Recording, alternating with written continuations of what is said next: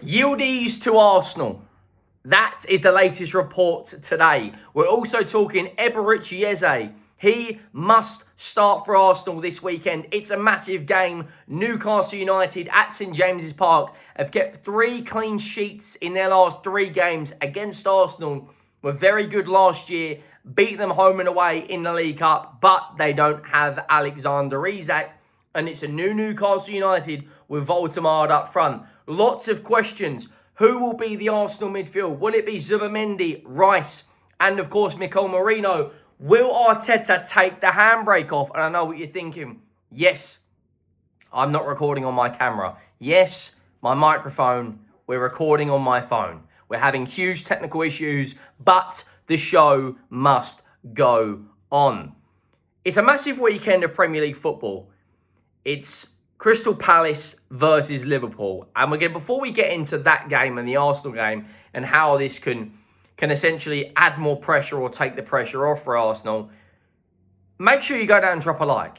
Make sure you have hit that subscribe button. Something like 93% of all of you who watch the content on a daily basis do not subscribe. So please go and do that. But of course, the game on Saturday, 3 o'clock kickoff, Crystal Palace versus Arsenal. A game that literally could open the door up or keep the door closed for the foreseeable. I personally think, and I said this earlier on my Liverpool video, talking about could they sign Mark Gahey in January, and also talking about the form of Liverpool, can anyone stop them, etc. right now.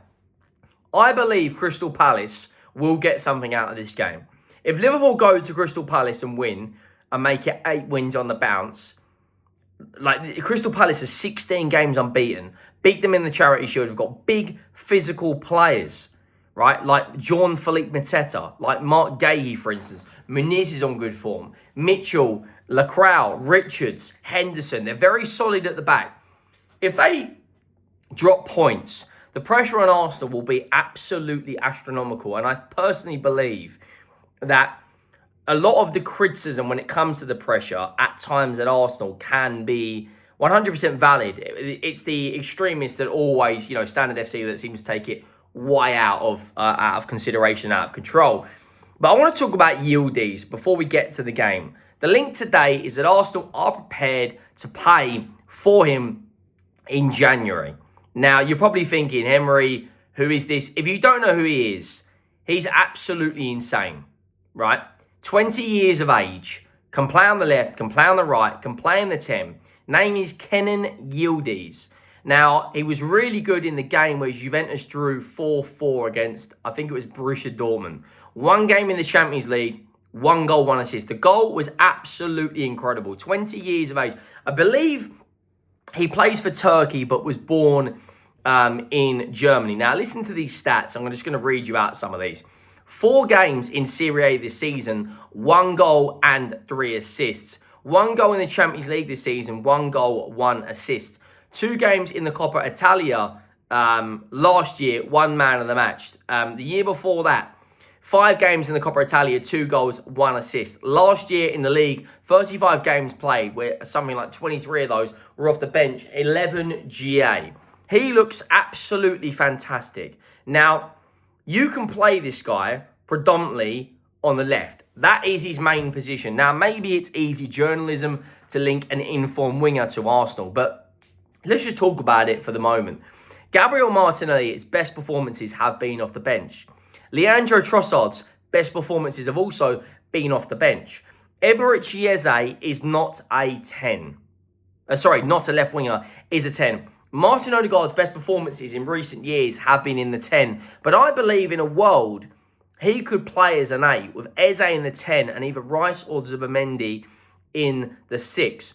Or a double pivot with Rice and Zubimendi, 6-8, Eze on the 10.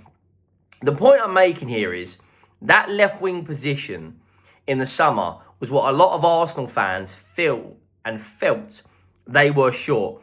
You bring in this kid. He's not even a kid. He's 20 years of age. He's about to be 21, who so far looks absolutely electric. He looks the real deal. He's going to be 21 in May later on this season. Now, 5 games in all competitions this year. 6 GA at 20 years of age. Got a goal and assist against Dortmund.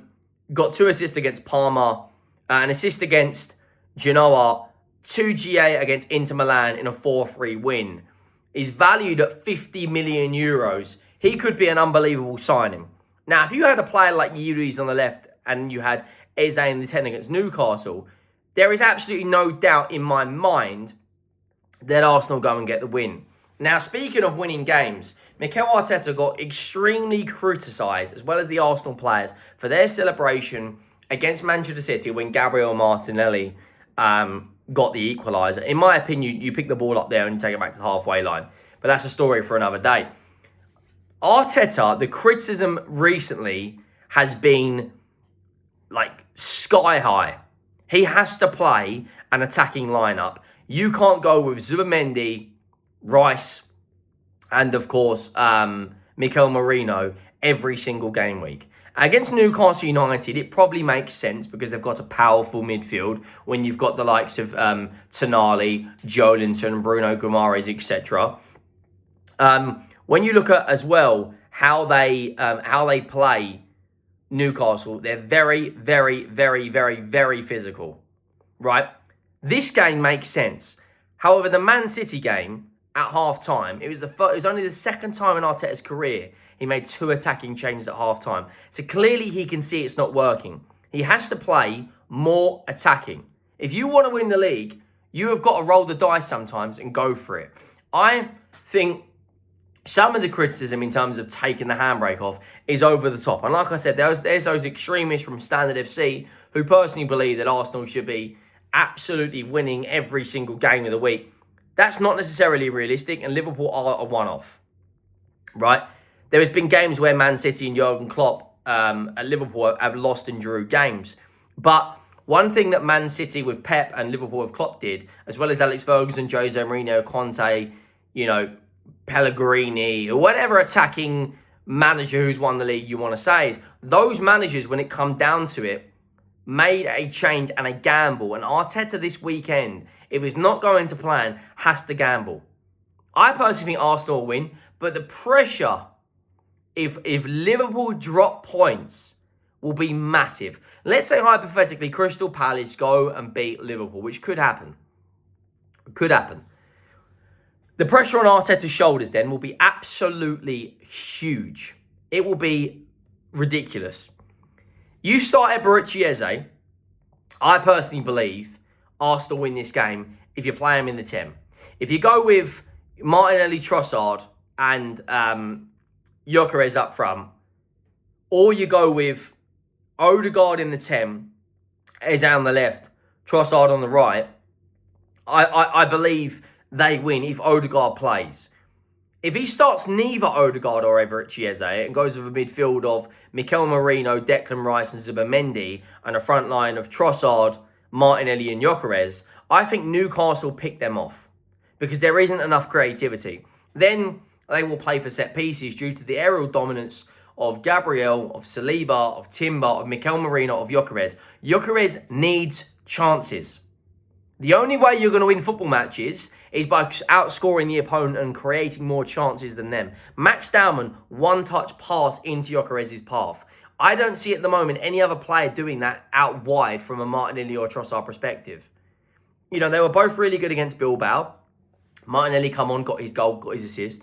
Trossard come on, did the same, got a goal and an assist. But they need to start creating more chances for Gyökeres. You've signed a gunman. You've signed a 100 GA in 2 season striker who, let's just be brutally honest, if they start creating chances via Eze or Odegaard, he scores a lot of goals. Funny enough, both his goals in open play, one of them actually came from Eberechi Eze.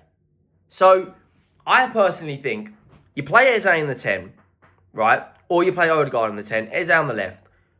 Immediately, their creativity goes like this. Newcastle United are a stubborn team. They've got the most clean sheets in the Premier League, but they haven't won that many games. They drew against Leeds. They drew against Aston Villa. Right? They're not that dominant up front at the moment because Alexander Isak is gone. They're relying massively on Gordon, Barnes and Voltemade, which I don't see any of those getting probably 15 league goals, to be honest. So If Arsenal start the strongest team, they win this game. It's as simple as that. And if they bring in Yildiz, they're going to be a problem. Make sure you drop a like, make sure you hit that subscribe button, and I'll see you next time. I'm out.